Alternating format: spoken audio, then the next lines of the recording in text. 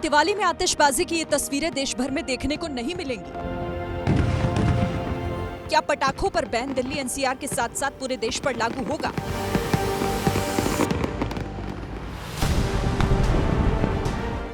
ये सवाल सुलगे हैं सुप्रीम कोर्ट में चल रही सुनवाई के दौरान।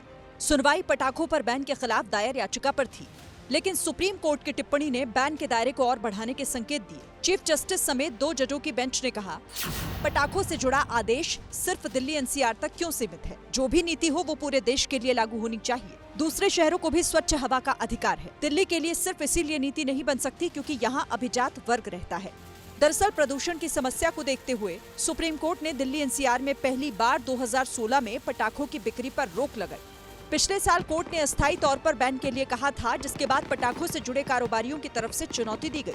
याचिकाकर्ताओं ने दलील दी कि उनके पास पटाखों की बिक्री और भंडारण का वैध लाइसेंस 2027-28 तक का है, लेकिन अदालत के पिछले आदेशों के चलते उन्हें रद्द किया जा रहा है।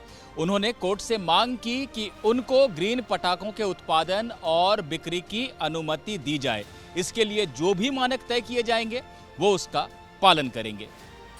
देश में पटाखों का सालाना कारोबार करीब 8,000 करोड़ का है। तमिलनाडु में देश के 90% पटाखे तैयार होते हैं। करीब 10 लाख लोगों को इस इंडस्ट्री से प्रत्यक्ष अप्रत्यक्ष तौर पर रोजगार मिला हुआ है। देश में दिवाली के मौके पर करोड़ों के पटाखे फोड़े जाते हैं। ऐसे में दिवाली से पहले कोर्ट की इस टिप्पणी ने पटाखा इंडस्ट्री और कारोबार से जुड़े लोगों की धड़कनें बढ़ा दी हैं। 22 सितंबर को अब इस मामले में अगली सुनवाई होगी।